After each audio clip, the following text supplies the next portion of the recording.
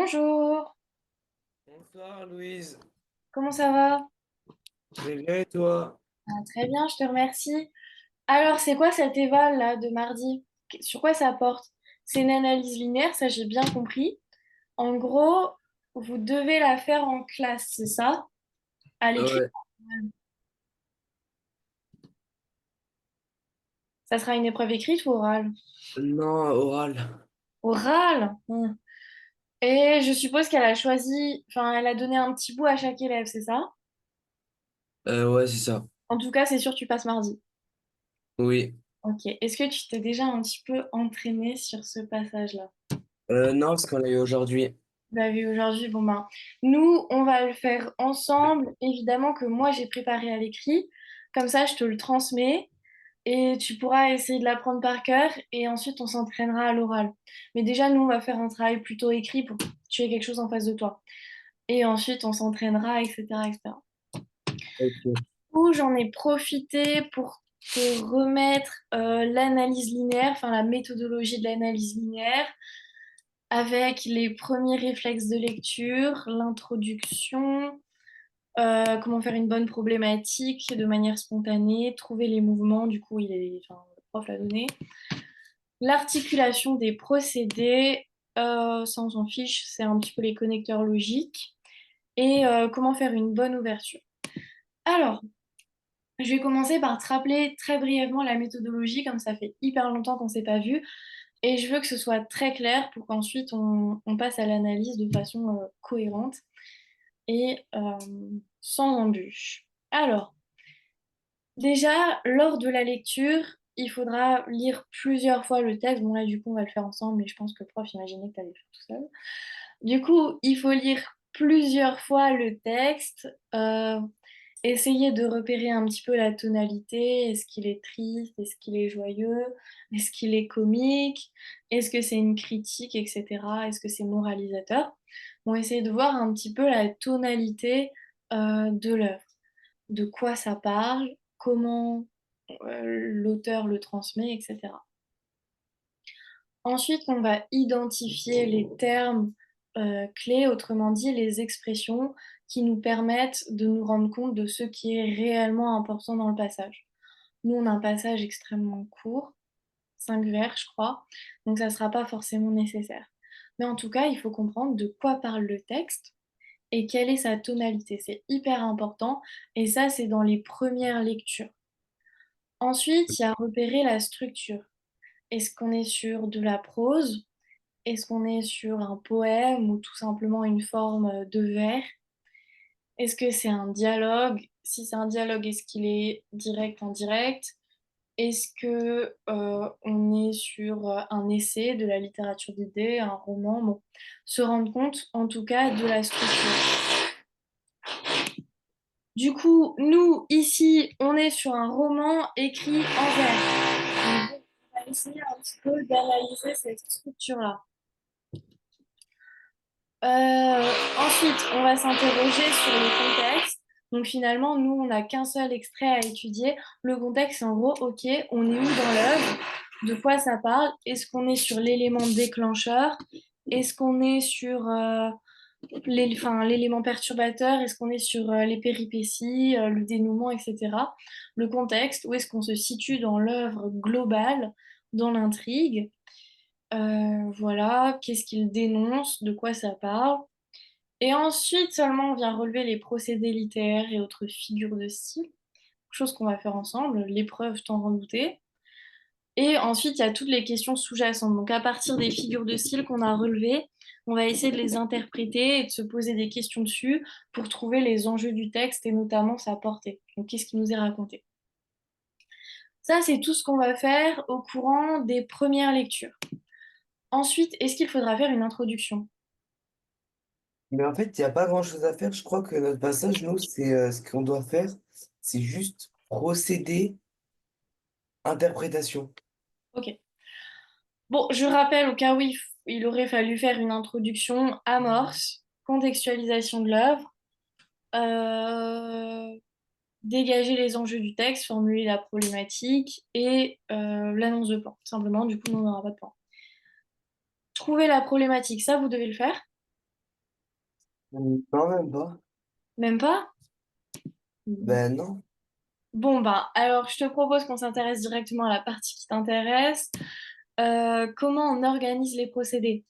Du coup, ce que je vais faire avec toi, c'est qu'on va repérer tous les procédés littéraires, peu importe leur forme. Là, dans le passage que du coup tu dois étudier, on va retrouver les figures de style, on va aussi s'intéresser à la conjugaison, aux champs lexicaux, etc. Donc en gros, tout ce qui nous est donné dans le texte. On va tout prendre et on va faire le tri seulement après. Ensuite, on va analyser leurs fonctions. Est-ce qu'on est sur de la réflexion, de l'ironie, de la surprise, etc. Quels sont les effets que produisent les procédés littéraires sur le texte? Par exemple, si c'est de l'imparfait, bah, les effets sur le texte, c'est que ça sera de la description, etc. S'il y a des questions rhétoriques, très certainement que ce sera pour éveiller un petit peu le lecteur. On va s'intéresser aux effets et ensuite, seulement, c'est la troisième étape, on va interpréter. Du coup, pourquoi on a trouvé ce procédé et pourquoi Fuenquinos nous l'a mis dans son livre. Et voilà. Et ensuite, on va relier du coup la quatrième étape avec les enjeux du texte. Et ça, c'est vraiment tout ce qu'on va faire ensemble. Alors, je t'ai représenté à nouveau l'auteur, le livre, mais on va s'intéresser plus particulièrement à l'extrait qu'on étudie. Bon, du coup, on est sur un auteur assez contemporain, puisque c'est un auteur du 21e siècle. Enfin, il est né au 20e, il continue d'écrire au 21e siècle. Une de ses œuvres majeures, c'est celle à laquelle on s'intéresse, à savoir Charlotte, publiée en 2014, qui est un roman en vers libre. Vers libre, ça veut tout simplement dire que à chaque vers, il va changer le nombre de syllabes, il va pas forcément respecter les rimes, etc. Et du coup, ça parle de Charlotte, du coup, personnage éponyme, Charlotte Salomon, qui est une jeune fille juive et du coup qui va être déportée à Auschwitz, donc qui est un camp de concentration. Bon, voilà, donc il va essayer d'évoquer des thèmes comme la mémoire, etc., la guerre. Du coup, Charlotte, roman de Fuenquinos, 2014. C'est un roman plutôt tragique qui retrace l'histoire d'une jeune femme, à savoir Charlotte, qui est juive et qui est notamment une artiste peintre. Quand on est juif et qu'on vit en Allemagne et qu'en plus de ça on est en temps de guerre en 1900, euh, vers les années 40, etc., ça ne sera jamais bon signe. Elle va être déportée à Auschwitz avec plein d'autres juifs et du coup va trouver la mort là-bas. Mais elle, quand elle s'est fait déporter, elle était à Nice. Ouais, bah c'est ce qu'on va voir dans ton extrait. Ok. Exactement. Bon, en tout cas, elle est allemande et de toute façon, ils ont pris les juifs d'à peu près toute l'Europe. Bon, du coup, il y a cette montée du nazisme qui va être décrit ici, et il a reçu de nombreux prix, et notamment le prix Goncourt des lycéens. Voilà, donc c'est une œuvre qui est pas mal étudiée au lycée. La portée de l'œuvre, on va s'intéresser à tout ce qui est mémoire, donc finalement retracer l'histoire de la Shoah, l'histoire des Juifs en Europe en temps de guerre qui ont été exterminés du coup par les nazis. Donc, c'est une histoire qu'on va retrouver grâce à la biographie de Charlotte. Ensuite, on a une réflexion sur l'art, sur la création, notamment parce que Charlotte est une artiste peintre, du coup, qui va essayer de transformer l'art en un refuge face à la souffrance, face à la peur et notamment à la tragédie. Bon. Ensuite, on aura des messages universels, bien évidemment, sur les droits de l'homme, sur l'humanité, etc. L'extrait maintenant. Est-ce que tu as besoin de relire un petit peu l'extrait avant qu'on en discute? Ouais, je l'ai toujours pas lu. Bah vas-y, je t'en prie, lis-le. Alors, je prends mon livre. Prends ton livre, j'ai juste pris ta photo, mais prends ton Ah livre. oui, bah alors c'est bon. C'est de 376 à Mm. 380. Ouais. Je te conseille quand même de relire la page pour avoir quelques éléments de contexte. Ok, bah je relis la page dans mon livre. Vas-y. Page 200.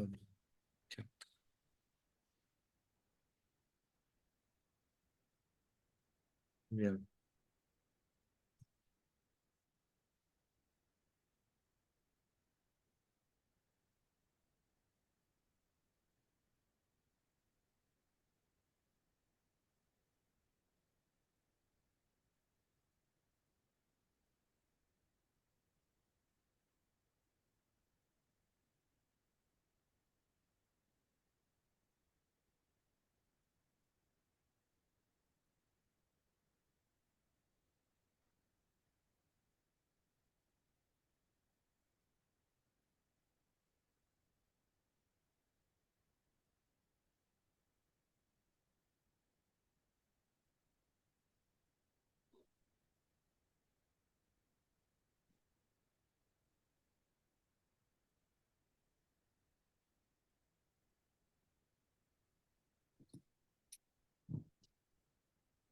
C'est bon.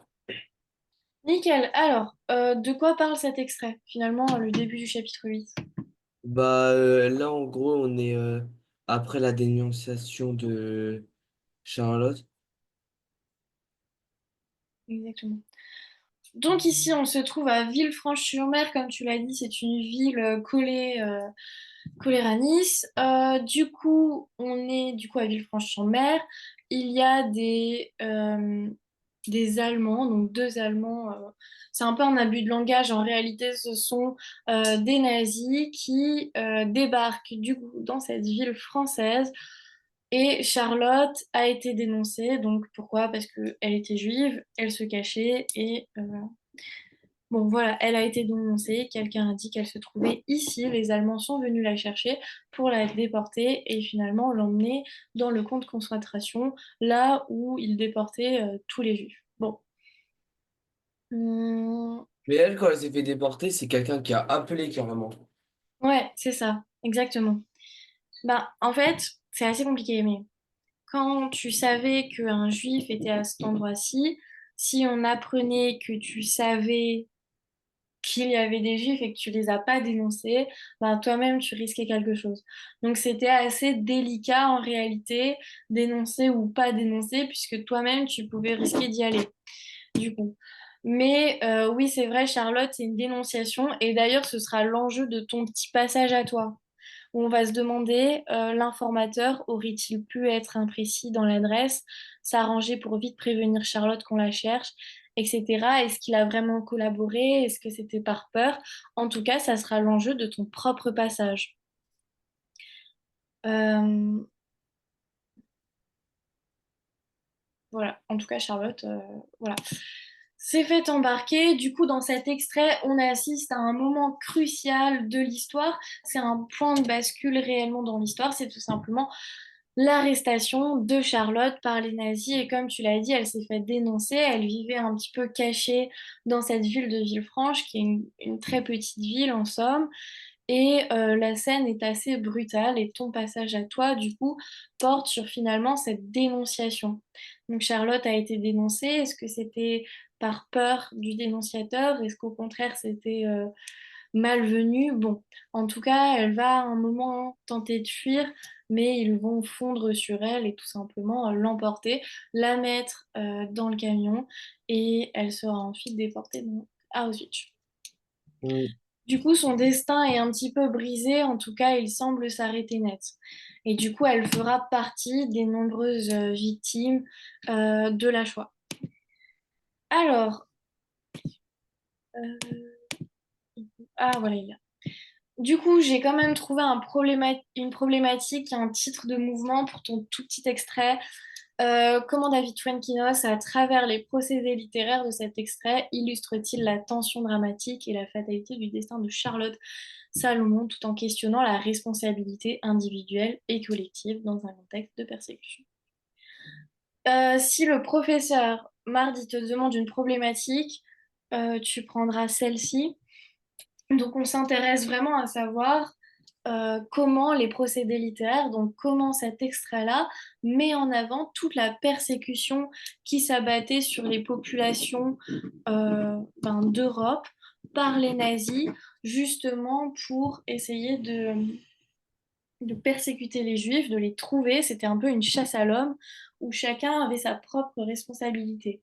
Dénoncer et aller contre ces valeurs et savoir que tu vas tuer indirectement quelqu'un ou ne pas dénoncer et risquer quelque chose. Donc en fait, ici, ton petit passage à toi, il met vraiment en avant toute cette responsabilité à la fois individuelle et collective qui est due à la persécution des nazis. Et du coup, enfin, les cinq vers là s'intéressent à la responsabilité du dénonciateur de Charlotte. Et on va voir, en étudiant les procédés littéraires et les figures de style, à comment Fuenquinos a essayé de mettre ça en avant. Est-ce que c'est clair? Oui. J'ai donné un titre, mais je le trouve pas top non plus. On y réfléchira après ensemble. l'inéluctabilité du destin, tension et fatalité. Pourquoi tension? Parce qu'il y a cette question de savoir, donc, est-ce que Charlotte s'est-elle vraiment faite dénoncer? Par qui? Est-ce que la personne le voulait vraiment ou a été contrainte? Ça, c'est au sujet des tensions. Et fatalité, pourquoi? Parce que du coup, elle n'a pas été prévenue à temps. Elle sortait comme par hasard de son logement, de sa maison, et s'est faite attraper. Hmm. Sur la base de cette problématique, on va essayer de relever un petit peu tout ce qui s'ensuit. Néanmoins, l'extrait étudié, donc des vers 376 à 380, est le moment de... On est juste quelques secondes avant l'arrestation. Donc on est dans une arrestation imminente de Charlotte. L'atmosphère est tendue, on va le voir comment. Elle est marquée par l'incertitude, on verra des points d'interrogation, la peur, l'inéluctabilité du drame. Donc finalement, ici, on est quelques instants avant l'arrestation, peut-être quelques secondes à peine. Alors, on va prendre le premier vers, du coup 76. L'informateur aurait-il pu être imprécis dans l'adresse? Alors, quels sont les procédés littéraires que, enfin, qu'est-ce que tu peux repérer par rapport à cette interrogation-là?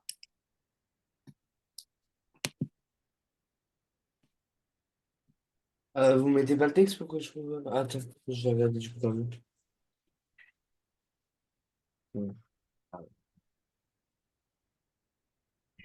Déjà, je lis le passage. Vas-y, oui, ouais. L'informateur aurait-il pu être imprécis dans l'adresse, s'arranger pour plus vite prévenir Charlotte qu'on la recherche? A-t-il eu peur ou a-t-il collaboré? Voilà des années qu'elle habite ici, tout le monde la connaît. Ok. L'informateur aurait-il pu être imprécis dans l'adresse? Déjà, tu vois que c'est le seul point d'interrogation de ton passage, c'est la seule phrase à l'interrogatif. Non, il Quel y a effet ça... a-t-il eu peur ou a-t-il collaboré aussi? Ouais, c'est vrai. Bon, quel effet ça fait d'avoir ici deux phrases interrogatives, du coup, et notamment la première. Hmm, bah, ça fait qu'on se questionne sur ce passage et que l'auteur, il est pas sûr en fait de ce qui se passe. Voilà. Ok, c'est exactement ça. Du coup, on a une phrase qui est formulée sous la forme interrogative, donc sous la forme de question. Et c'est en réalité une question assez rhétorique. En fait, on n'attend aucune réponse. Comme tu l'as dit, Fuenquinos ne sait pas lui-même, le narrateur ne sait pas, le lecteur ne sait pas non plus. En réalité, ici, on est sur un procédé littéraire qui s'appelle question rhétorique, donc une question qui tout simplement n'attend pas de réponse. Pourquoi? Parce qu'il n'y a aucune réponse. Et cette question qui n'attend pas de réponse, en réalité, elle traduit une incertitude et quelque peu une forme d'espoir. Est-ce que tu pourrais m'expliquer cette notion d'espoir dans cette phrase? Bah, c'est la notion d'espoir, c'est s'il a eu peur. Hum, Oui, il a peur du coup que les Allemands trouvent Charlotte et aussi la notion d'espoir. Aurait-il pu être imprécis dans l'adresse? On a cet espoir du coup que l'informateur euh, n'ait pas donné une adresse vraiment exacte, qu'il aurait dit allez voir dans cette rue-là et qu'il ne trouve pas la maison ou qu'il aurait donné une fausse information, en tout cas qu'il ne trouve pas Charlotte. Donc l'informateur aurait-il pu être imprécis dans l'adresse? Le fait qu'on pose une question, qu'on parle de cette imprécision, c'est un petit peu un espoir. Mais est-ce que réellement l'informateur a donné la vraie adresse, a dénoncé Charlotte? Ou est-ce qu'il a eu peur des nazis, donc il leur a donné une adresse, mais une adresse vague ou une adresse trompeuse pour sauver sa peau, et en même temps qu'il ne trouve pas Charlotte? Donc c'est la question qu'on peut se poser en tant que lecteur. D'autant que juste pour une mise en contexte, on regarde un petit peu au-dessus. Deux Allemands descendent pour se renseigner, on leur explique poliment le chemin, ils repartent en me remerciant ravis de tant d'affabilité. Donc Ici, en remerciant Ravi, on n'a pas l'impression que les Allemands viennent rechercher quelque chose, qu'ils viennent rechercher des Juifs, du coup, pour les déporter. On a l'impression que juste ils demandaient leur chemin de façon très polie, ils sont ravis, ils sont souriants, un petit peu comme des touristes. Donc on est dans ce truc de Fuenquinos qui laisse un petit peu planer le doute. Il y a une tension comme ça, comme une incertitude. Et qui dit incertitude dit espoir. Parce que si tu es sûr que tu vas mourir, bon, ben, t'as pas d'espoir. Ici, la question, ça montre l'incertitude et donc l'espoir. Ok. Ok. Sinon, on a l'informateur aurait-il pu? Qu'est-ce que tu peux me dire sur ce temps? Enfin, on est sur quel temps de conjugaison? À parfait? Hum, Non. Euh, Bah, c'est simple.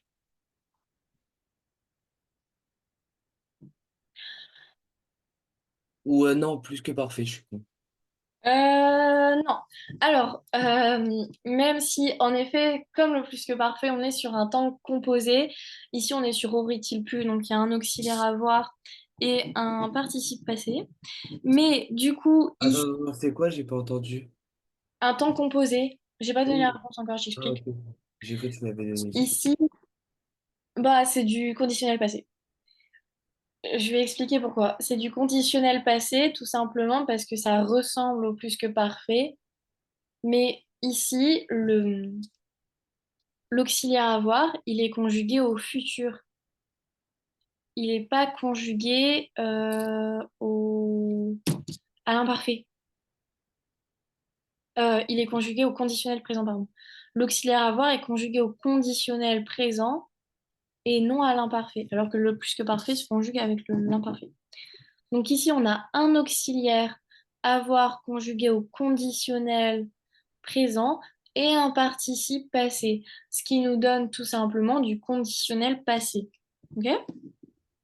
Ok. Une fois qu'on a dit ça, on a tout dit et rien dit. Quelle est la valeur du conditionnel? Euh, je ne la connais pas. Alors, conditionnel, ça vient de condition. Donc, ça exprime la condition. Ok. Si j'étais riche, je voyagerais tout le temps. Ça, c'est de la condition.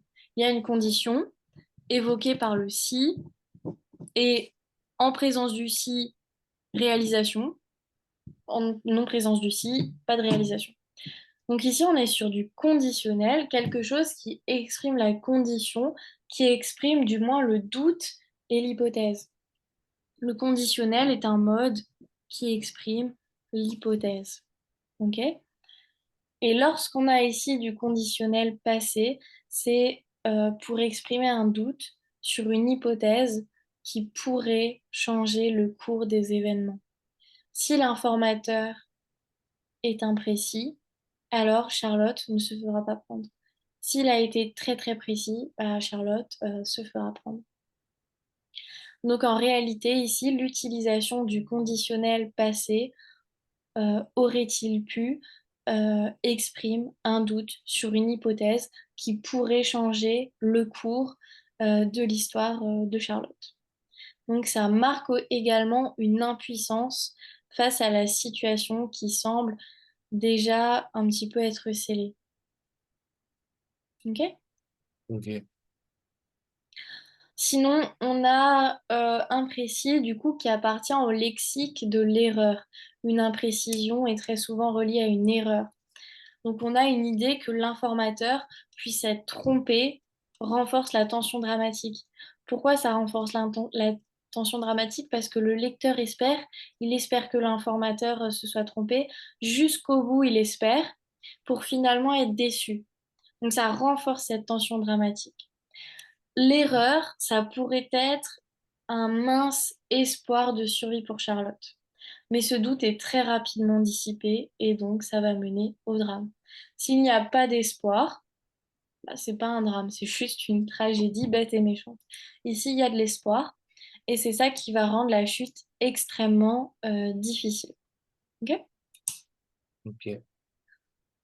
Euh, L'informateur, qu'est-ce que tu peux me dire à ce sujet. Est-ce que tu trouves ça bizarre qu'on n'ait pas donné de nom, qu'on n'ait pas dit le pharmacien, le boulanger, je sais pas, Monsieur Jean? Tu trouves ça bizarre qu'on dise l'informateur sans le qualifier? Bah, non, ça me choque pas parce que on avait un truc où David Fuenkinos, il disait que il voulait pas dénoncer les personnes pour leur famille et tout.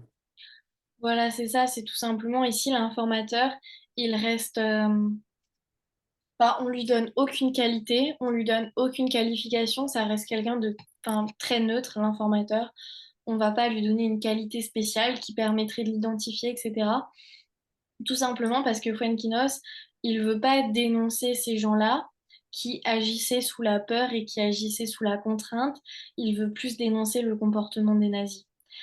Pour Fuenquinos, les coupables du coup de la mort de Charlotte, les coupables de ce massacre-là, du coup de la Shoah, ce sera les nazis. Et ce ne sera pas les gens qui ont dénoncé parce qu'ils ont agi sous pression et sous contrainte. Voilà. Donc c'est pour ça que l'informateur, ici, il reste très déshumanisé en réalité. Voilà. C'était juste quelqu'un de lambda qui avait peur pour lui, qui avait peur pour sa famille, mais le vrai mal vient finalement des nazis.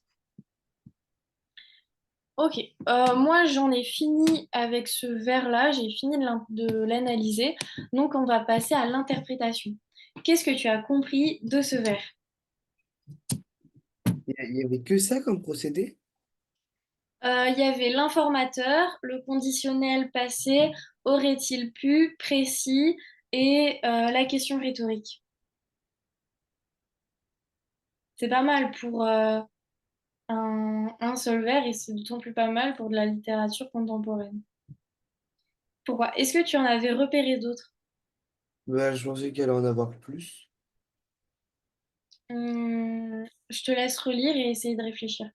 Moi, j'en ai pas vu d'autres.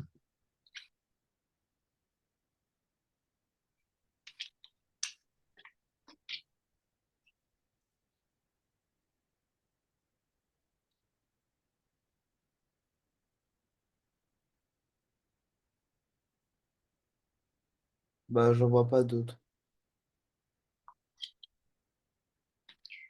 Du coup, mes effets sur le texte, donc l'interrogation tout simplement, elle traduit l'angoisse et l'espoir vain des protagonistes et notamment des lecteurs.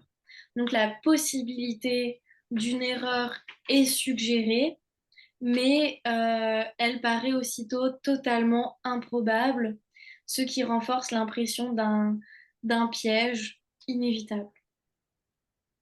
Donc l'interprétation, tout simplement, ce vers, il reflète l'un des thèmes majeurs du roman, la fatalité. Charlotte, elle est poursuivie non pas pour ses actes, mais pour ce qu'elle est. Donc son essence même, elle est juive, voilà, elle n'y peut rien. Alors que des actes, tu peux par exemple les choisir. C'est de te contrôler, j'en sais rien. En tout cas, elle est poursuivie pour ce qu'elle est. Et du coup, ce vers-là, il montre un petit peu toute la fatalité reliée non seulement au roman, mais aussi à ce qui s'est passé du coup à cette époque-là. Donc l'idée d'une erreur d'adresse, du coup, souligne l'arbitraire des arrestations sous le régime nazi. Pourquoi? Parce qu'il suffit qu'un homme dise OK, ici se cachent des juifs et ils venaient te chercher. Donc c'est assez arbitraire, on se fonde sur rien de précis, même est-ce que ça vaut le coup d'arrêter les juifs, pourquoi finalement, on ne sait pas. Donc ici, ça montre l'arbitraire, juste quelqu'un a dit ok, ici il y a quelqu'un de juif, et voilà, on va l'arrêter. Donc même si cette imprécision du coup elle existait, elle ne ferait que retarder l'inéluctable, Charlotte aurait de toute façon été retrouvée. Est-ce que c'est tout compris à propos de ce vers? Donc le 76. Oui, à peu près. Nickel. S'arranger pour vite prévenir Charlotte qu'on la recherche.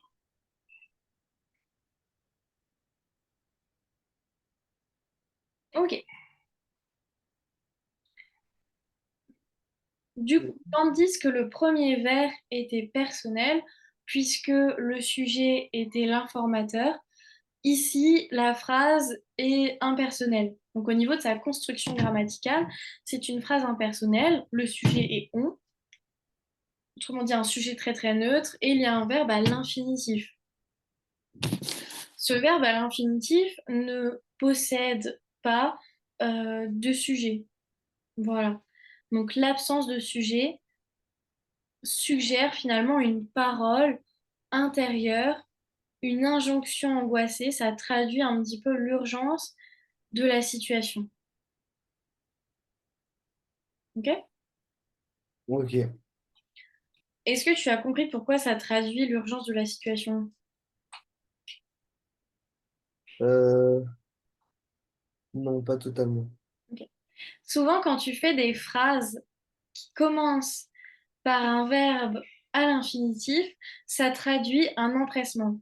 Ok, vite, trouver mes clés, rapidement prendre la voiture et partir. Tu vois?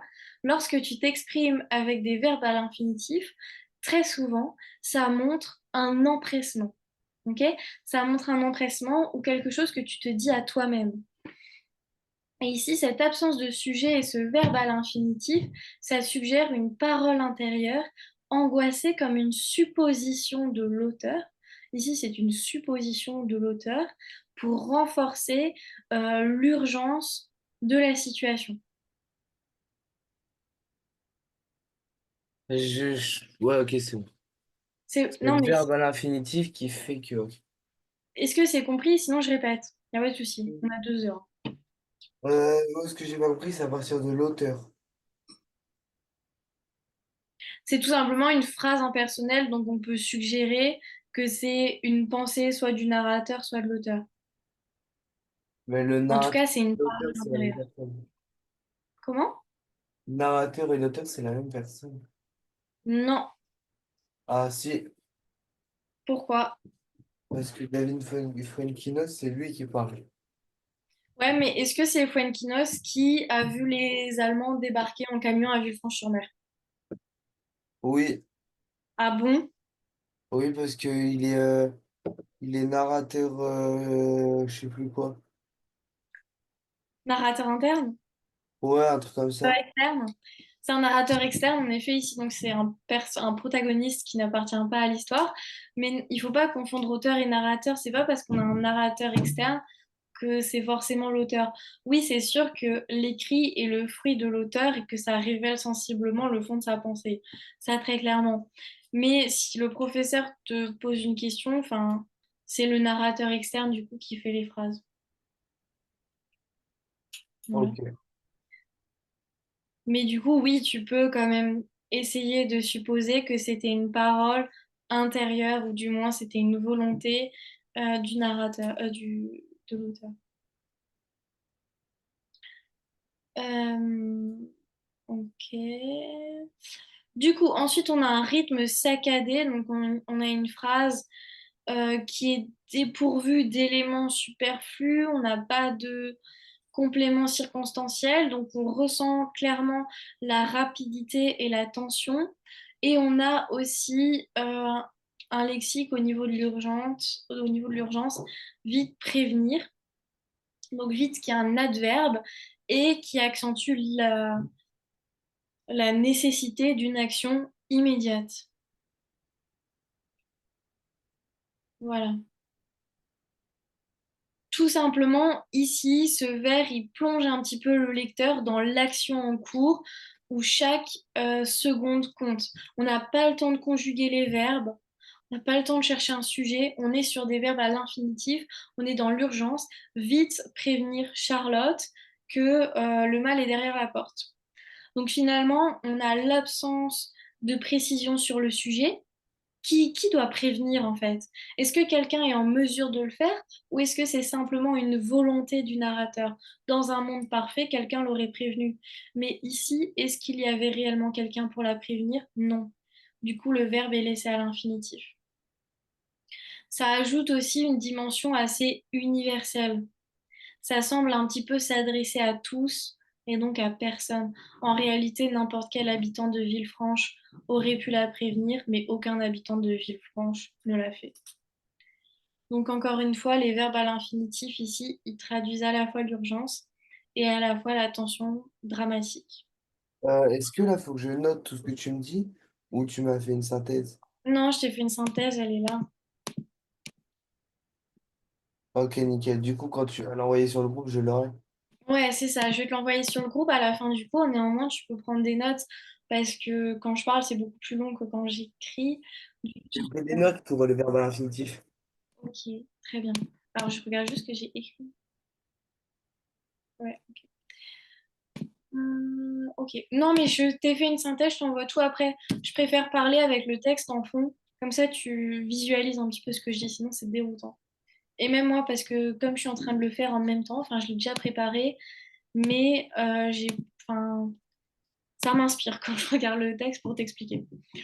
Ensuite, du coup, voilà. Les verbes à l'infinitif, ils n'ont pas de sujet. Le seul sujet qu'on a, c'est on, qui est un sujet impersonnel. Finalement, ça montre que si ça a une dimension universelle, tout le monde aurait pu la prévenir, mais en même temps, personne ne l'a fait. Donc ici, l'auteur, il illustre l'illusion du secours. Personne ne va prévenir Charlotte. Et personne ne comptait le faire. L'idée de prévenir de Charlotte est formulée, mais cette tentative semble vouée à l'échec. C'est le narrateur impuissant qui a cette volonté. Pourquoi impuissant? Parce qu'il est externe, il ne peut pas intervenir. Donc c'est juste le narrateur qui s'exprime mais qui reste impuissant. Donc ce vers, ça rappelle un petit peu la situation tragique des Juifs qui étaient traqués sous l'occupation allemande, parce qu'ici Villefranche est occupée. Donc certains veulent aider, mais s'en sentent incapables à cause de la menace qui pèse. D'autres arrivent trop tard, etc. Voilà. Donc, en tout cas, c'était assez compliqué. Ça montre encore une fois toute la persécution qu'il y avait à cette époque-là.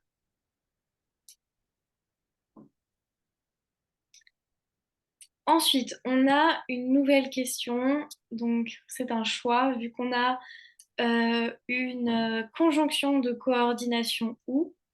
A-t-il eu peur ou a-t-il collaboré?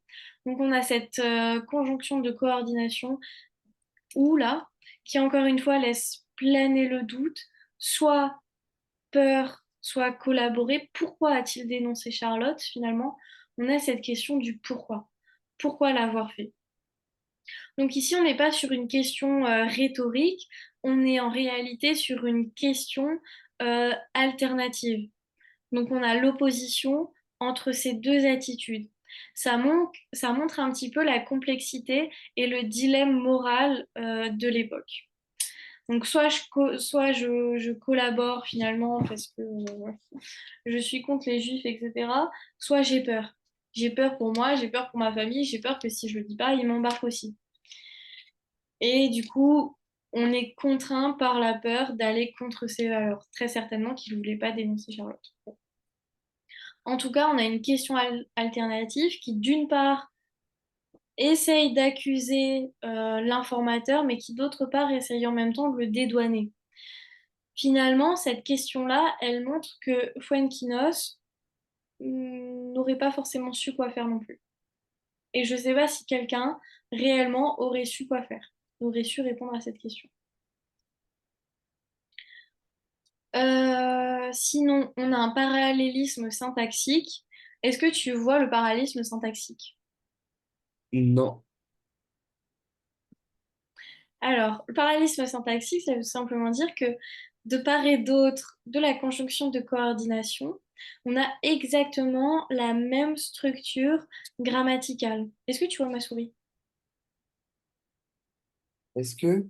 Est-ce que tu vois ma souris d'ordinateur pour que je te montre? Oui. Ok.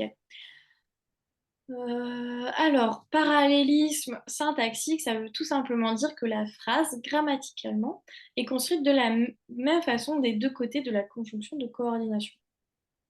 Ici, on a a-t-il et a-t-il, et ensuite on a le participe passé.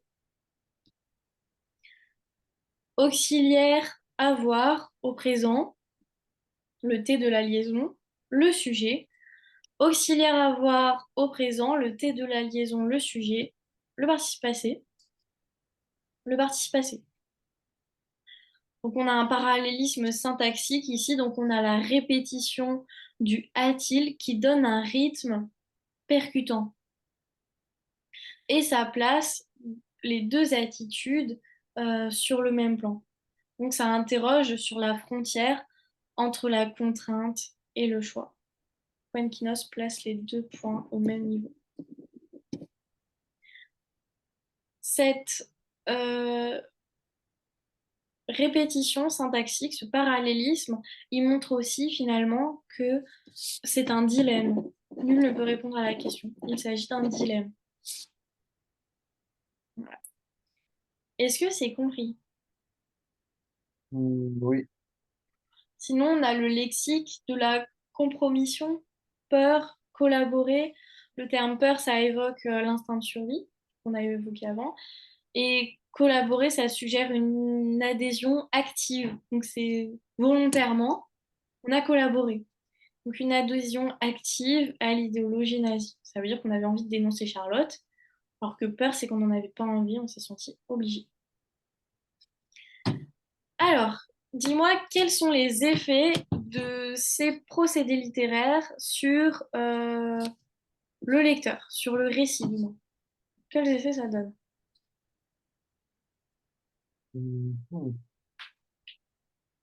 Les effets que ça a sur lui. Ouais, quels sont les effets des procédés littéraires sur le texte?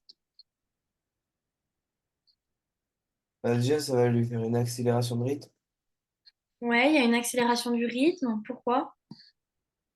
Bah, avec les deux Attilippeur ou Ouais, très bien. collaborer. Il y a une accélération du rythme. Il y a aussi une confrontation avec le lecteur. On a une question morale difficile. On confronte le lecteur, mais vraiment, vous, qu'est-ce que vous auriez fait? Ça incite le lecteur à réfléchir sur le comportement des témoins sous l'occupation. Est-ce qu'ils étaient contraints? Est-ce qu'ils étaient volontaires? Voilà, on interroge le lecteur, on le pousse à réfléchir et comme tu l'as dit, on accélère le rythme. Alors, euh, aussi, c'est assez frustrant finalement parce qu'on n'aura jamais la réponse à cette question. Je ne sais pas si l'informateur était une mauvaise personne ou non. Bon. Dans Charlotte, Fuenquinos, il interroge la responsabilité individuelle. Ça, c'est un des thèmes centraux de l'œuvre et c'est un thème qu'on retrouve dans ce passage-là, la responsabilité individuelle de chaque témoin de l'occupation. Donc chaque non-juif, finalement, qui voyait toute la journée des juifs se faire prendre. Donc ce vers, il pose la question de la trahison. Est-ce que c'était une conviction propre et consentie de l'informateur? Est-ce que c'est une trahison? Et ça va être renforcé par les deux derniers vers, puisque tout le monde la connaît. Donc c'est quelqu'un qu'elle voyait probablement tous les jours qui l'a trahi. Donc ça montre la complexité des choix sous un régime totalitaire. Ça montre le manque de liberté de pensée, d'expression et d'action euh, de tous les citoyens qui vivaient sous l'occupation. Qu'ils soient juifs ou non juifs, ils étaient tous victimes de ce régime totalitaire. Et la survie, la peur et la survie, elles pouvaient mener à des actes moralement ambigus. Donc dénoncer Charlotte, voilà, par peur. Est-ce que c'est compris? Oui. Ensuite, avant-dernier vers, voilà des années qu'elle habite ici. Alors,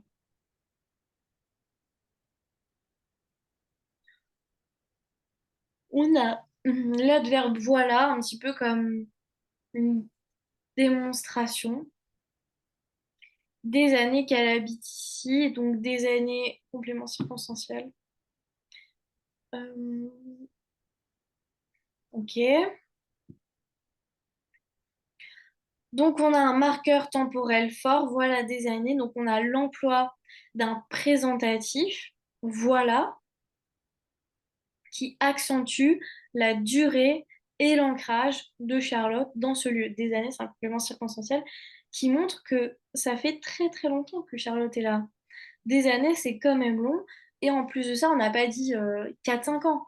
On ne sait même plus combien d'années. On ne pourrait pas le chiffrer tellement c'est long. Des années, on a ce déterminant indéfini D, ça montre que c'est extrêmement long. D'accord? Donc, déterminant indéfini à la place d'un chiffre, ça montre qu'on ne saurait même plus compter les années finalement. Et ça accentue la durée et l'ancrage de Charlotte dans ce lieu. Ensuite, on a une construction affirmative simple, dénuée d'interrogation, voilà, dénuée d'émotion. Ça, voilà, c'est juste une information comme ça pour accentuer le côté dramatique de l'extrait. Et on a un changement de temps. Quel est le temps de ce vers? Le temps de Le temps du vers. euh, passer.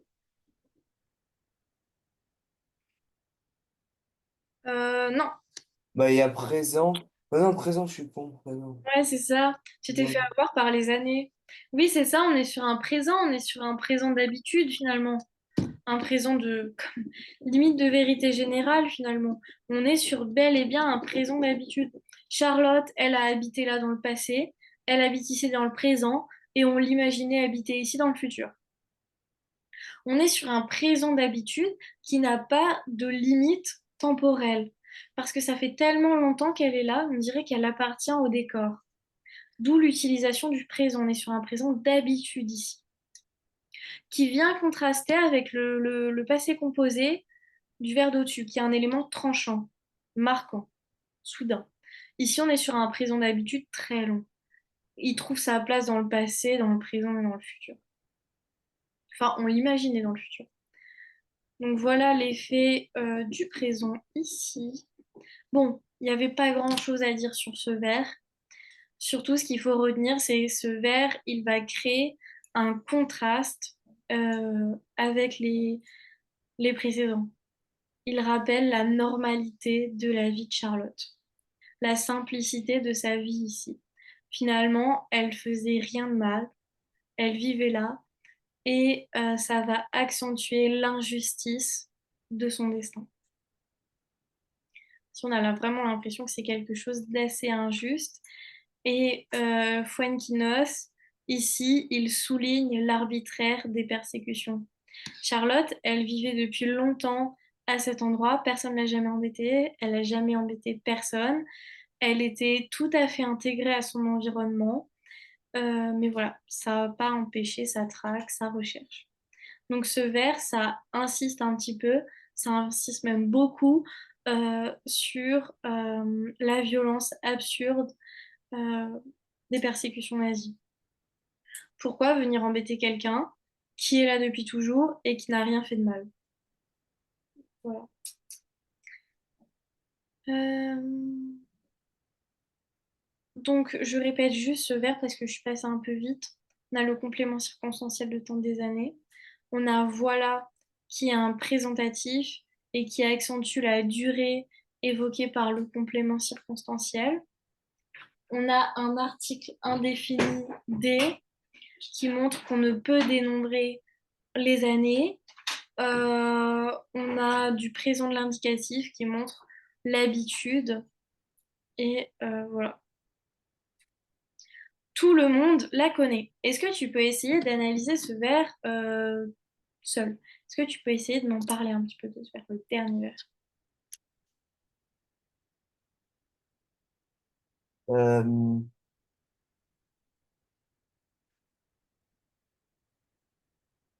Bah, y a pas grand-chose à dire. Pourquoi Fuenquinos il dit que tout le monde connaît Charlotte? Quel effet ça donne? Et que tout le monde a une raison de la connaître. Comme Ouais. si elle était célèbre, quoi. Comment? Comme si elle était célèbre. Pourquoi elle serait célèbre? Pour son art. Ouais, parce que ça fait longtemps qu'elle vit ici aussi. Bon, en gros, tout le monde la connaissait. Donc Charlotte, elle n'était pas une inconnue. Par rapport à la tragédie, enfin au drame qui va se passer, qu'est-ce que ça renforce le fait que tout le monde la connaît? Hum,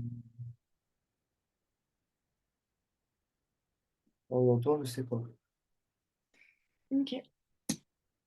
Ben, c'est horrible parce que tout le monde connaît Charlotte, mais personne ne l'a aidée, personne ne l'a prévenue, personne ne l'a cachée, etc. Donc c'est assez horrible. Pourquoi? Parce qu'elle était connue et reconnue dans sa ville, donc dans la ville de Villefranche, mais malgré tous les gens qui la connaissent, ben personne ne l'a aidée. Autant être inconnu et vivre dans une grotte, quoi. Donc c'est ça ce qu'il voulait montrer. Fuenquinos, en disant tout le monde la connaît, il voulait montrer en réalité que tu peux vivre dans une ville, tu peux connaître tout le monde, avoir plein d'amis, mais le jour où les nazis vont débarquer, personne ne va t'aider. Donc il voulait montrer, mettre en avant du moins l'inaction, la passivité des gens qui la connaissaient, donc de tous les autres, de tous les autres habitants de Villefranche. Donc ici, il y a une hyperbole, tout le monde. Enfin, dans cette ville qu'est Villefranche, probablement que tout le monde ne la connaissait pas, tout le monde ne savait pas exactement à quel étage elle vivait. Donc on a une hyperbole, du coup tout le monde et l'auteur exagère volontairement pour montrer que Charlotte n'était pas une inconnue. Voilà, elle était connue, elle vivait là depuis des années, tout le monde savait qui elle était, qu'elle était artiste peintre, tout le monde savait qu'elle était juive visiblement, tout le monde savait où elle habitait. En tout cas, on a une hyperbole pour montrer qu'elle n'était pas inconnue, qu'elle était intégrée dans cette ville et dans sa vie. Elle est intégrée, voilà. On a une structure affirmative assez simple, on a sujet, verbe, complément. Donc ici, c'est une phrase brève parce que Fuenquinos fait semblant de ne pas apporter de jugement. Donc il utilise une phrase courte et percutante parce qu'en réalité, il y a un jugement ici. Et ce jugement, c'est sur la passivité du coup, des autres habitants, de tous Mais ceux si on qui... a des interprétations sur des choses, par exemple, là, on fait une interprétation sur le fait que la phrase, elle est courte. Sauf Ouais, qu'il n'y a pas de procédé pour dire que les phrases, elles sont courtes. Donc, comment on fait? ça dépend ce que tu appelles procédé. Bah, les procédés. Est-ce que pour toi, les procédés, c'est que des figures de style? Hmm. Non. Les figures de style, c'est une catégorie de procédés. Il y a plusieurs catégories de procédés. Il y a les procédés stylistiques, syntaxiques, grammaticaux et lexicaux. Nous, quand on étudie un texte, on utilise tous les procédés et Ça, pas oui, seulement les ça existe procédés. un procédé avec des phrases courtes. Ouais, c'est tout simplement s'intéresser à la grammaire. Bah, je t'ai relevé plein d'exemples de grammaire. On est sur un texte contemporain. Du coup, il n'y a pas énormément de figures de style. Si tu regardes bien, on s'intéresse beaucoup à la grammaire. Pourquoi? Parce enfin, on va chercher à avoir une grammaire irréprochable et on va pas chercher, et évocatrice, et on va pas chercher à être dans l'enrobement et les artifices. Contrairement à d'autres époques, comme par exemple Racine, qui était vraiment dans l'extravagance, l'enrobement, etc., etc. La littérature contemporaine, c'est plus du tout ça. On n'est plus dans les alexandrins, etc. Des choses très ampoulées. Ici, on est sur quelque chose de très simple, une écriture qui est qualifiée d'écriture blanche. Ça sera une écriture simple, mais percutante. Elle n'est pas plus pauvre, elle est juste un peu plus frontale, on va dire. Ok? Mais c'est Ok. un style également à étudier. Néanmoins, nous, on va s'intéresser au style. Ici, on n'a pas des masses non plus de figures de style. On a relevé une hyperbole. On va s'intéresser aux éléments de la syntaxe, de la grammaire et au lexique, aux champs lexicaux, etc. Mais quand tu regardes dans tout le texte, il n'y a pas énormément de figures de style. C'était un peu plus le cas au début. Ici, on est sur un passage qui est très froid. très brut parce qu'il est dramatique en réalité, donc il n'y a pas beaucoup de figures de style, et c'est une volonté de l'auteur. Ok. Ok. Donc ici, on a une impression d'injustice encore plus forte. Charlotte était une figure familière et ça rend d'autant plus terrible l'inaction. Comment peut-on ne pas agir pour quelqu'un que l'on connaît, que l'on considère? Bon, ici, l'auteur fait une critique assez implicite du silence et de la passivité des témoins de l'époque.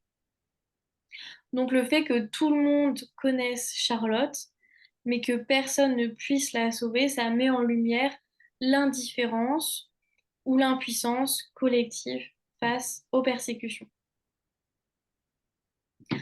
Donc cet extrait, il illustre la montée en tension précédant l'arrestation de Charlotte. On a une écriture qui est fragmentée, qui est percutante avec des phrases brèves, pardon, du lexique de l'urgence. Ça renforce une angoisse qui est montante. Mais surtout, l'auteur ici, il met en évidence un petit peu la fatalité de son destin. Il soulève des questions sur la responsabilité individuelle et collective. J'en ai fini avec cet extrait. Est-ce que tu as des questions? Pas spécialement. Pas spécialement. Alors, ce qu'on va faire, rappelle-moi ton oral. Comment ça se passe? C'est 5 minutes, je crois. 5 minutes? Ok.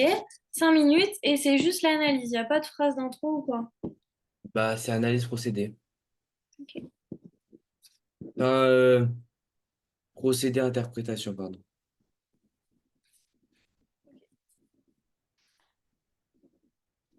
Alors, je vais te laisser une quinzaine de minutes, ok, pour lire la synthèse de tout ce que je viens de dire, ok? Tu me laisses combien de minutes? Une quinzaine. Si tu as fini avant, tu as fini avant. Si tu as besoin de plus de temps, il n'y a pas de souci. Néanmoins, je te laisse du temps pour relire le résumé de tout ce qu'on vient de dire, relire l'extrait et ensuite faire une présentation orale comme celle que tu feras mardi. Ok? Est-ce que c'est bon pour toi? Oui. Je te laisse relire chaque vers et je change à chaque fois que tu me le demandes.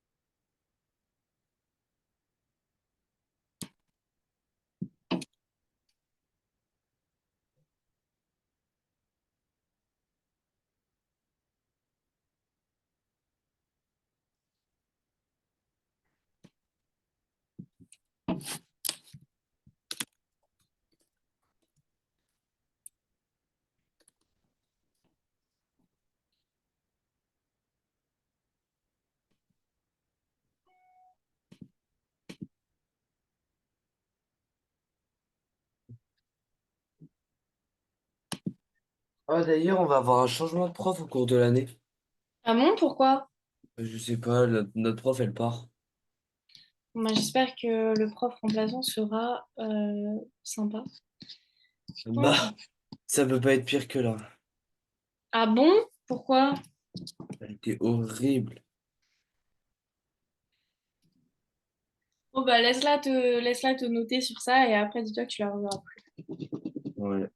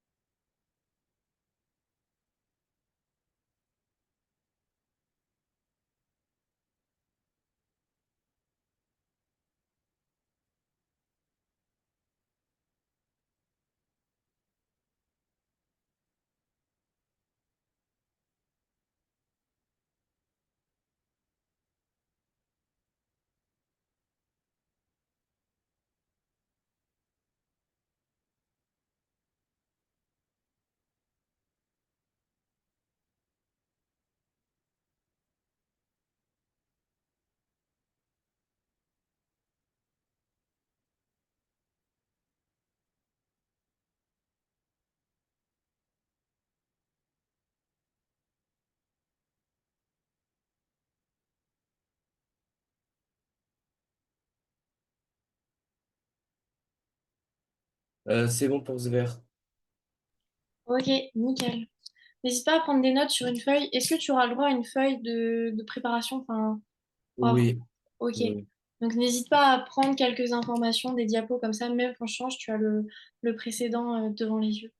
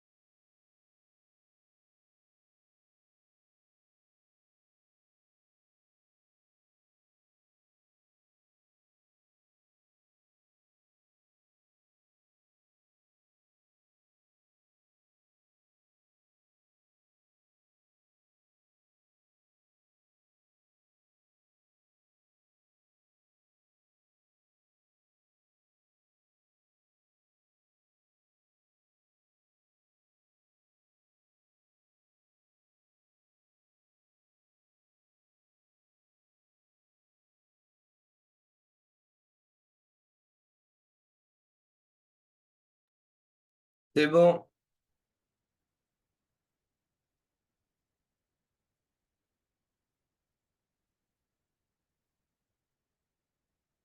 Louise? Ouais, je t'ai changé la diapositive. Ok, merci.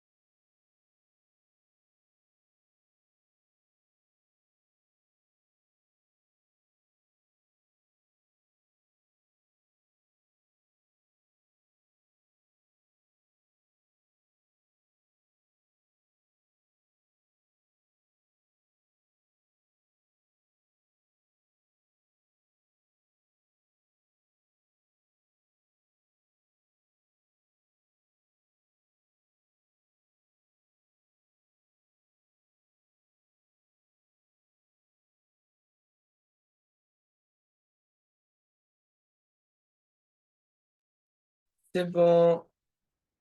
Nickel. Alors, plus que deux, et ensuite c'est bon.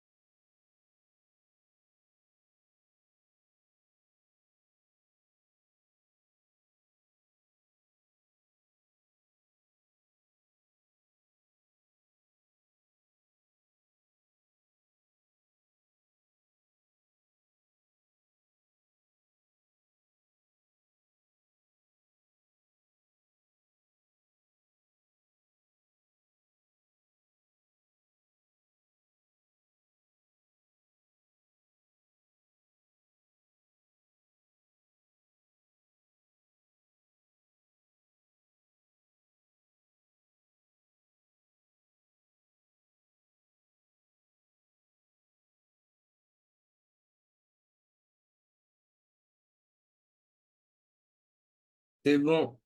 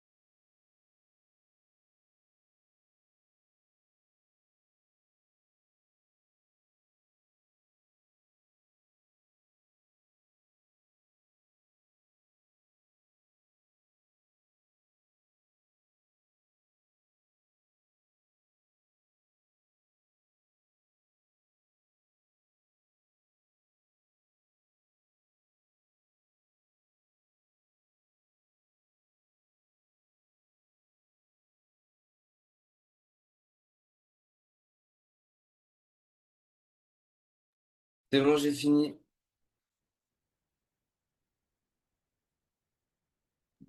Ok, du coup, est-ce que tu as des questions déjà sur tout ce qu'on a fait? Hmm, non, pas spécialement. Ok, nickel. Alors, je te propose de faire ta présentation orale. Tu as ta petite feuille de route devant toi? Oui. Oui, nickel. J'ai une Alors, question pour oui, l'explication linéaire. Du coup, on fait vers par vers tous les procédés, puis l'interprétation. On fait le vers, les procédés qu'on trouve, interprétation, l'autre vers, les procédés, interprétation, ainsi de suite. moi, ce que je te conseille de faire pour faire une présentation parfaite, ça va être de d'abord donner une phrase sur la ligne directrice de l'extrait. Ok, dans cet extrait, on est sur un moment de l'arrestation imminente de Charlotte. C'est une atmosphère plutôt tendue, marquée par l'incertitude et en même temps par le drame. Et c'est ce qu'on va voir à travers les différents vers que je vais vous présenter. Ok? Donc, tu fais une interprétation générale, enfin, tu fais une phrase de contextualisation par rapport à l'extrait. Ensuite, tu fais tes vers, donc tu lis le vers, tu dis, bon ben voilà, là il y a ça, ça, ça et ça. Ensuite, tu donnes les effets sur le texte. Et après, tu fais l'interprétation. Et ensuite, à la fin, tu refais une phrase générale et tu dis, bon ben ok, comme une petite phrase de conclusion dans cet extrait, on a vu toute la tension dramatique, de l'arrestation de Charlotte et ça s'est vu par une écriture assez fragmentée, des phrases brèves, une explicitation de l'urgence, etc. Donc tu fais toujours une petite phrase d'intro pour le contexte et une phrase de conclusion pour répéter un petit peu tout ça. Ok? Est-ce que c'est compris? Non. Ok, alors tu vas pas rentrer de but en blanc dans ta présentation tout simplement des vers. Ce que je te conseille de faire, c'est de faire une phrase dans un premier temps sur le contexte. Donc dire, voilà, dans le passage que l'on va étudier, on va parler de l'arrestation imminente de Charlotte. Ok, donc ça, ok. Et après, on fait quoi? Après, tu lis le vers, enfin, tu lis la phrase du texte. Donc, tu vas nous lire l'informateur aurait-il pu être imprécis dans l'adresse. Tu relèves les procédés. Et là, après, tu fais l'interprétation, ainsi de suite. Voilà, et après tu fais l'interprétation, tu relis le verbe, procédé, interprétation, et après tu fais quelques phrases de conclusion pour reprendre l'idée générale. Ok? Ok, bah, on peut commencer. Vas-y, si t'es prêt, je t'écoute. Alors, aujourd'hui, je vais présenter. Mais en fait, je dis quoi pour présenter? Genre, je dis quoi? Et je dis genre, je vais présenter le vers 376 à 380 de la page 224. Non, dis pas la page 224 parce que on s'en fiche de l'édition, mais juste tu dis, bon ben voilà, dans l'extrait étudié du vers 376 au vers 380 de l'œuvre Charlotte publiée en 2014 et écrite par Fuenquinos, euh, on va s'intéresser au moment de l'arrestation imminente de Charlotte. Quelque chose comme ça. Ok. Donc bonjour, aujourd'hui, je vais vous présenter l'extrait de Charlotte du vers 376 à 380. L'extrait se porte sur l'arrestation imminente de Charlotte. Donc, vers 376, l'informateur aurait-il pu être imprécis dans l'adresse? Donc, les procédés trouvés, on a trouvé une interrogation rhétorique. Après, nous avons trouvé l'utilisation du conditionnel passé avec aurait-il pu.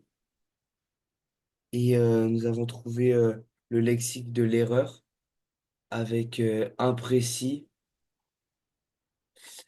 Euh, donc, de ces procédés, nous pouvons interpréter que le, comment il s'appelle ça, le narrateur est incertain, car il utilise du coup l'utilisation du conditionnel et une question rhétorique. Il est aussi très douteux, mais c'est aussi un espoir vain parce que on sait que c'est faux, qu'il n'a pas été apprécié et ça, c'est juste pour se réconforter lui-même. Donc, l'effet sur le lecteur, c'est que ça heurte, ça l'heurte lui, parce que du coup, ça montre l'inéluctabilité du destin de Charlotte. Mhm. Après, vers 377, s'arranger pour vite prévenir Charlotte qu'on la recherche. Donc, les procédés identifiés sont la construction impersonnelle avec s'arranger et le rythme saccadé et le lexique de l'urgence, donc vite prévenir. Donc, avec ces procédés, nous pouvons interpréter que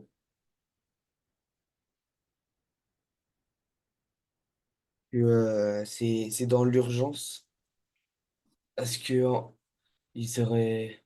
En fait, je sais pas quoi dire là pour l'interprétation. Ok. Alors, on va faire ensemble ce vers-là. Donc, nous passons donc au vers 377, à savoir s'arranger pour vite prévenir Charlotte qu'on la recherche. Dans ce vers sont observables différents procédés qu'ils portent sur le lexique, sur le rythme ou tout simplement sur la construction grammaticale de la phrase. Premièrement, nous nous intéresserons au verbe à l'infinitif s'arranger qui désigne une parole intérieure, une adjonction assez angoissée, tout simplement un verbe impersonnel. Ensuite, concernant le rythme de la phrase, il est plutôt saccadé, la phrase est courte, elle est dépourvue d'éléments superflus tels que des adverbes de fréquence, tels que des compléments circonstanciels. Ça crée un effet de rapidité et de tension, comme si la phrase avait été prononcée à la hâte. Enfin, le lexique de l'urgence peut être relevé, notamment l'utilisation de l'adverbe vite, de l'infinitif prévenir, qui accentue la nécessité d'une action immédiate. Bon, finalement, en nous intéressant à l'interprétation de ce vers, on peut noter que le narrateur plonge le lecteur dans une action en cours, une action de vitesse, où on mêle un petit peu l'urgence à la hâte. Bon. Et du coup, ici, on illustre une illusion du secours, une tentative vaine, ou du moins une volonté de sauver Charlotte, même si cette volonté est vouée à l'échec. C'est à peu près à ça que ça doit représenter. Donc, n'hésite à ça que ça doit ressembler. Donc, n'hésite pas à relever ton procédé, ok? À un tout petit peu l'expliquer. Bon, voilà, ici, le verbe s'arranger, forme impersonnelle qui représente un petit peu l'impuissance du narrateur. Ok? Et ensuite, tu fais une interprétation générale du vers. Ok? Ok. Vas-y, essaie de le refaire sur le même modèle. Donc, vers 377, s'arranger pour vite prévenir Charlotte qu'on la recherche. Donc, comme procédé identifié, on a le verbe s'arranger. C'est une construction impersonnelle qui suggère une urgence et une parole intérieure. Nous avons un rythme assez saccadé avec une phrase très courte. Et nous avons le lexique de l'urgence avec vite qui nous montre qu'on est vraiment dans l'urgence. Il y a aussi prévenir qui est à l'infinitif qui montre une... Ah, j'ai oublié comment on appelle ça. Une détresse de l'auteur, du narrateur. Voilà. Super. Là, c'était super. C'était beaucoup mieux que le précédent. Là, c'était vraiment nickel. Ok? Donc, essaye de refaire ça pour les autres vers. Là, le premier vers, ce qui m'a dérangé, c'est que tu n'as pas assez expliqué les procédés. Enfin, la question rhétorique, oui, mais qu'est-ce qu'une question rhétorique, tu vois? Ça, tu l'as pas dit. Et du coup, ça peut frustrer la professeure. Et il y a un entretien avec des questions, Je sais pas. s'il n'y a pas d'entretien Je pense avec des... je pense qu'à la fin, elle va nous poser des questions, oui. Ok. Essaye quand même de bien tout expliquer. Qu'est-ce que ça veut dire, question rhétorique ici? Ça, tu l'as pas dit, donc essaye de le dire. Voilà, une question rhétorique, c'est qui n'appelle pas de réponse. Pourquoi elle n'appelle pas de réponse? Tout simplement parce qu'il n'y en a pas ici. Ça montre l'impuissance sous le régime autoritaire nazi. Voilà, il n'y a pas de réponse à la question. Ok? Ok. Allez, vas-y, on y va avec du coup le 78. Donc, vers 78, a-t-il eu peur ou a-t-il collaboré? Donc, dans les procédés identifiés, nous avons une question alternative, peur ou collaborer. Donc, ça oppose deux idées. Nous avons du parallélisme synthétique, mettant deux options en évidence. Et nous avons du lexique de compromission avec peur et collaborer. Donc, dans ce vers, on peut voir que le rythme est assez rapide. Ça accélère parce qu'on est sur un très court vers. Il y a aussi la répétition de a-t-il et a-t-il. Donc, enfin, a-t-il du coup. Ça montre que l'auteur est assez pressé et qu'il est limite en stress, quoi. Mhm. Bon, la fin, je l'ai un peu foiré parce que je savais pas quoi dire. Mais voilà. Ça se ressent quand tu es déstabilisé parce que tu mets des tics de langage, limite quoi. Euh, Ouais, en fait là, je vérifie mon diapo, là, j'ai fait une faute d'orthographe parce que tu m'as dit un truc. Euh,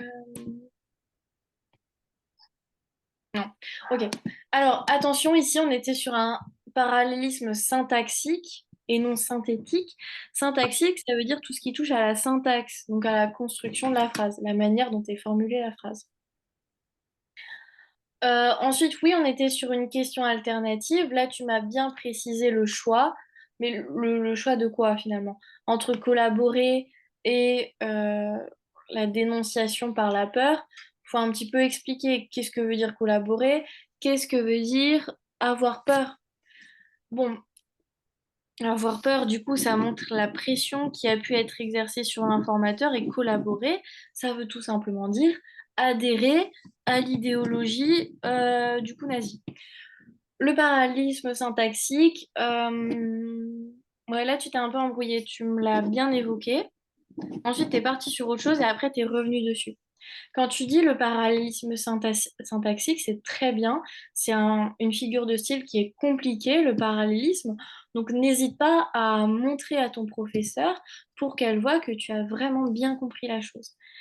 C'est lourd un parallélisme, donc montre-lui, comme tu l'as fait, mais au bon moment. Voilà, on a tout d'abord le A, donc le auxiliaire avoir au présent, le sujet qui est inversé parce qu'on est avec sous la forme d'une question et ensuite le participe passé.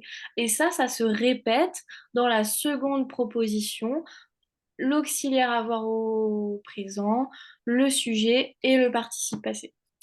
Si tu veux donner des éléments enfin, pour indiquer, ça c'est la première proposition, ça c'est la seconde proposition, et les deux sont séparés par une conjonction de coordination. Voilà, c'est des éléments de langage que tu peux donner à ton professeur pour vraiment être précis et pas perdre le bout, quoi. Pas perdre le fil. Ensuite, on a le lexique de la compromission. Compromission, c'est tout simplement qu'il y a un compromis à faire, un espèce de dilemme. Donc, la peur, la collaboration, c'est deux choses pas pareilles. La peur, ça sous-entend la contrainte. Et la collaboration, ça sous-entend le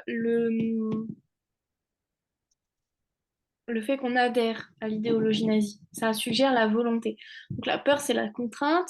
La collaboration, c'est la volonté. Voilà, essaye de mettre ça en avant. On ne peut pas parler d'antithèse ici parce que c'est pas des termes qui sont fondamentalement opposés, mais dans ce contexte-là, ils sont opposés. C'est pour ça qu'on parlera de lexique de la compromission. Il y a un compromis à faire. Soit j'adhère, je dénonce, soit j'ai très très peur, je veux respecter mes valeurs, mais bon, je vais la dénoncer quand même. Ok? Et du coup, l'interprétation ici, c'était plus le fait que ça montre que soit l'informateur a été contraint, soit il a été volontaire, tout simplement. Et c'est une question de morale et d'éthique qui est directement posée au lecteur. Qu'est-ce que le lecteur se serait senti capable de faire à cette époque-là, sous l'occupation allemande, enfin des nazis, du moins. Ok? Donc ici, Fuenquinos, il veut montrer, utilise voilà, des mots forts comme ça, tout fait, hein. Il veut mettre en avant la responsabilité individuelle. Ok? Mhm. Vas-y, je t'en prie, essaye de le reprendre. Et je le refais. Ouais, essaye. Vers 378, a-t-il eu peur ou a-t-il collaboré? Donc, les procédés identifiés sont une question alternative, peur ou collaborer. Donc, ce sont deux choses complètement différentes parce que on a la peur d'un côté et de l'autre, on a collaboré avec les ennemis. Après, nous avons du parallélisme syntaxique, mettant deux options sur un pied d'égalité, avec a-t-il eu peur et de l'autre côté, a-t-il collaboré? Euh, pour, euh, pour couper ça, on a une conjonction de coordination. On a où? Après, nous avons le lexique de la compromission avec peur et collaborer. Donc, on voit que il a, il a un choix à faire qui est très dur et il sait pas quoi choisir. Donc, le narrateur se demande. Ok. Conjonction de coordination ou dit juste que ça évoque le choix. Voilà. Quand on a ou, c'est qu'on a un choix à faire. Ok. Sinon, c'était nickel. Ok, de toute façon, je t'ai écrit un script que je t'enverrai après. Ah, juste, j'ai une question. C'est pour la compromission. La compromission, j'arrive pas à retenir ce que c'est. Ok, bah alors tu retiens le lexique du compromis. Est-ce que compromis, tu retiens ce que c'est? Un compromis, c'est en fait, j'arrive pas à l'expliquer un compromis. Ce que c'est. Est-ce que tu... Dilemme, tu peux faire dilemme. Ah, un dilemme, ok. Ok, ouais, c'est un dilemme. Du choix, du dilemme, n'importe quoi. En tout cas, quelque chose où il y a un choix à faire.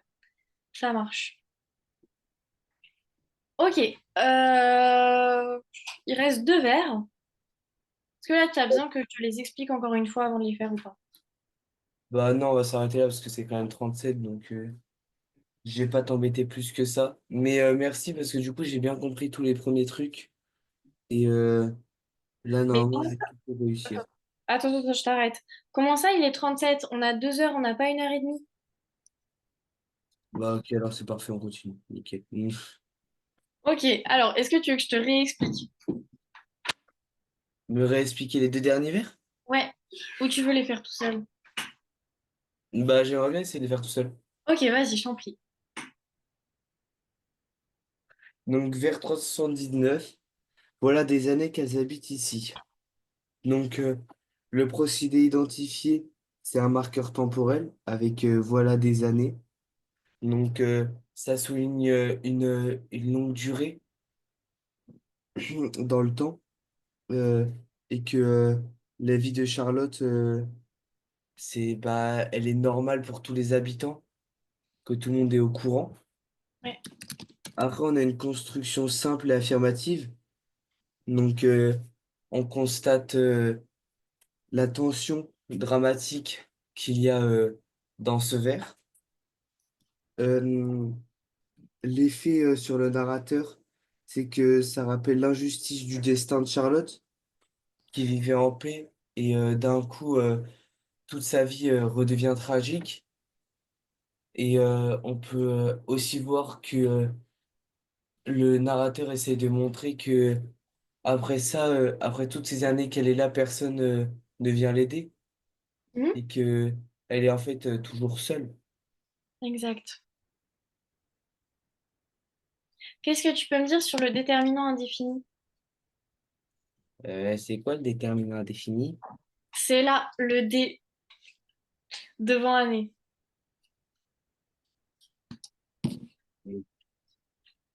Un peu moins. Ah, il est au pluriel, quoi. Ok, il est au pluriel. Pourquoi il n'a pas mis le nombre d'années? Pourquoi il n'a pas mis un chiffre?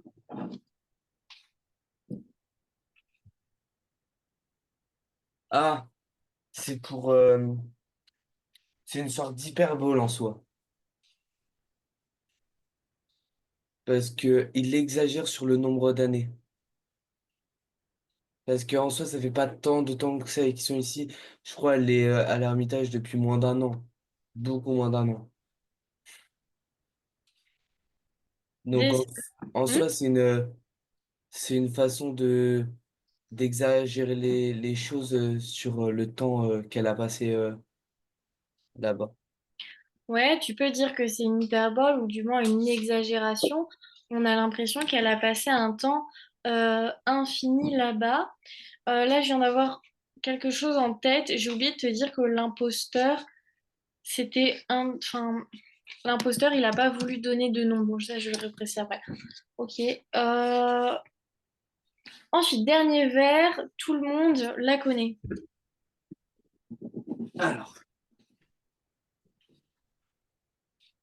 Alors, vers 80, tout le monde la connaît. Donc, les procédés identifiés sont une hyperbole, donc tout le monde, accentuant la familiarité de Charlotte. Donc, c'est comme si, en gros, toutes les personnes la connaissaient personnellement, alors qu'en soi, il n'y a pas tout le monde qui la connaît personnellement, même très peu de gens, vu qu'elle ne discute très peu et ne sort très peu de l'Ermitage. Elle y est plutôt consacrée à ses tableaux. Nous avons une structure simple et affirmative encore, qui renforce le constat de l'injustice comme avant. Ça montre encore, le narrateur veut encore montrer que même si tout le monde est au courant qu'elle est à l'Ermitage, qu'elle est en grand danger, personne n'est venu l'aider, personne lui a donné un conseil de se cacher ou rien, comme si tout le monde n'en avait rien à faire d'elle. Donc ça renforce le fait tragique de sa vie. Mhm, exact. Mhm. Ok, nickel. Alors, sur le début, là, je me permets de faire quelques remarques. Sur le début, le premier vers, t'étais pas trop à l'aise et ça ressemblait trop à un catalogue de procédés. Donc, t'allais pas assez dans l'explication finalement. Mais plus on avançait dans les vers, mieux c'était. Donc, à la fin, tu as réussi finalement à trouver un équilibre entre les procédés et l'explication, l'interprétation. Tu as même réussi à rajouter quelques éléments de contexte. Donc, ça, c'est très très bien. Néanmoins, bon là c'était on va dire une première ébauche. Il faudra, du coup je vais te donner le diapo à la fin de l'heure. Je vais te donner le script. Enfin, c'est comme le diapo, mais avec des phrases complètes, quoi. Ça, je te conseille non pas de l'apprendre par cœur, mais de t'entraîner à l'oral comme ça, avec le texte, d'expliquer, etc. Et normalement, pour mardi, il ne devrait pas y avoir de problème. Juste entraîne-toi à bien le dire, essaye de supprimer certains tics du langage et bien structurer tes propos. Moi, maintenant, j'ai vu que j'avais oublié plusieurs choses. Enfin, en fait, quand j'ai fait l'analyse au brouillon, il y a des choses qui ne me sont pas venues. C'est logique et qui me sont venues après, donc il faut que je les rajoute. Pour l'interrogation rhétorique, pense à bien dire ce que c'est une interrogation rhétorique. C'est tout simplement une question qui n'attend pas de réponse. Et dire ça, ça te permettra d'expliquer pourquoi il a posé une interrogation qui n'a pas de réponse. On a aussi, du coup, ça, tu as oublié de le dire, c'est moi qui ai oublié de le mettre sur le diapo. Donc, neutralité euh, du groupe nominal,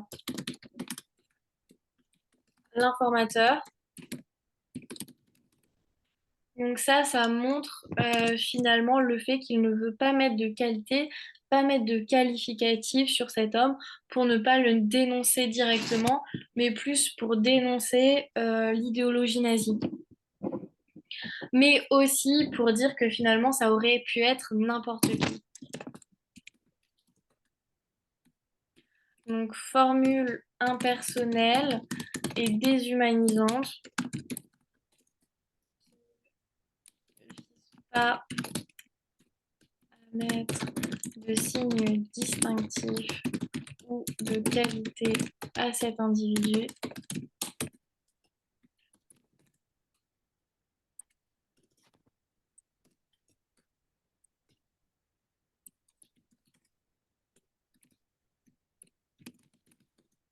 On ne peut le reconnaître ou le deviner. Tout simplement, Frankinos oriente sa critique sur l'idéologie nazie et non sur les habitants de l'occupation. Plus, il met en avant le fait que sous ce régime de persécution, n'importe qui aurait pu être un informateur.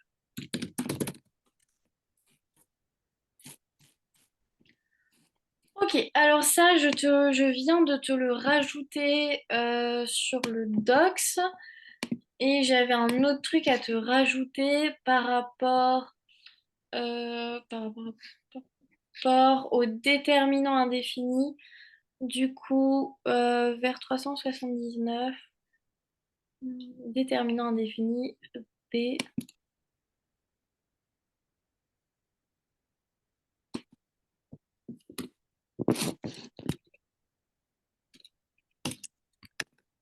Met en avant le fait qu'il est impossible de chiffrer les animaux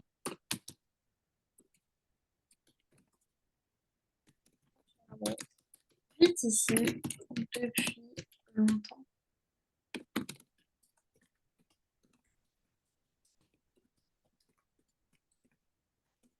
Elle fait partie de cet environnement. Ok. Donc ça, je te l'ai rajouté. Est-ce qu'il y avait d'autres choses que tu aurais aimé que je note? Hmm, non. Ok. Est-ce que tu peux faire quelques phrases de conclusion pour essayer de clôturer ton propos? Donc, d'après cet extrait, nous pouvons voir que le narrateur essaye de se rassurer en se posant des questions rhétoriques, donc des questions qui n'ont aucune réponse. Euh, il le sait déjà en soi. On peut aussi voir le, la phase dramatique de l'autobiographie de Charlotte, qui montre sa tragédie, que personne veut l'aider et qu'elle est vouée à mourir. Et voilà. Ok, ben c'est super. Ok. Bon, j'en ai fini. Il nous reste 10 minutes. Quelques propos de conclusion néanmoins. Du coup, ce que j'aimerais que tu fasses pour mardi, ça serait de bien relire tout le diapo. Donc, relire la méthodologie, même si tu ne dois pas faire d'introduction. Essayer de relire tout ce qui est trouver les mouvements et tout ce qui est articulation des procédés. Articulation des procédés, c'est à l'oral. Comment je montre mes procédés, comment je les dis, et ensuite comment je donne leur interprétation. Donc, essaye de te servir de ce petit guide en 4 étapes pour savoir présenter tes procédés à l'oral. Donc, les identifier, les nommer, ensuite analyser leurs fonctions. Donc, par exemple, bon ben voilà, au vers 376, on trouve une question rhétorique. La question rhétorique, c'est une question, une interrogation qui n'attend pas de réponse. Et ensuite, on analyse. Donc, procéder, expliquer le procédé et ensuite l'interpréter. OK? Ok. Donc, relis bien la méthodologie de l'articulation des procédés et de leur interprétation. Relis cette diapositive-là avec les connecteurs logiques. Je vois que parfois ça te manque et que ton propos est un petit peu désorganisé. Donc, essaye de bien relire les connecteurs logiques et lorsque tu t'entraîneras avant mardi, n'hésite pas à essayer d'en incruster plutôt pas mal. Donc, il y a pour l'addition, l'explication, l'opposition, la causalité, la conséquence, la comparaison ou l'illustration et la conclusion. Donc ça, ce sont des exemples, mais n'hésite pas, du coup, lorsque tu t'entraînes à les incruster. Ça t'évitera de perdre le fil. Parfois, tu avances et ensuite tu reviens en arrière. Et voilà. Sans en fiche. Du coup, l'auteur, c'est pas forcément important, mais essaye de relire la présentation de l'œuvre pour voilà de quoi on parle. Ici, on est sur un drame. Bon, Charlotte, qui est du coup une juive qui va être déportée à Auschwitz. Essaye voilà, de relire ça. Le contexte de l'œuvre, ça peut t'aider à mieux comprendre ton passage, à mieux l'expliquer, à comprendre aussi ce que c'était l'occupation nazie, pour comprendre ces histoires de questions rhétoriques, etc. La portée de l'œuvre, ça je te conseille également de le retravailler et surtout l'extrait. Donc les enjeux de l'extrait, qu'est-ce qui se passe ici, l'arrestation, comment elle se fait cette arrestation, comment Fuenquinos la décrit, la met en avant. Voilà, un petit peu tout ça. Ça c'est hyper important, donc ce que j'ai marqué sur l'extrait. Ensuite, la problématique. Du coup, ça dépendra si la prof demande une problématique. N'hésite pas à lui poser la question si tu la vois avant, ou alors tu peux apprendre la problématique par cœur, comme ça, si jamais elle la demande, tu l'as. Ok? Ok. Ensuite, j'aimerais que tu révises les vers les uns après les autres. Donc, si tu as des questions, c'est le moment parce qu'on ne se reverra pas avant mardi.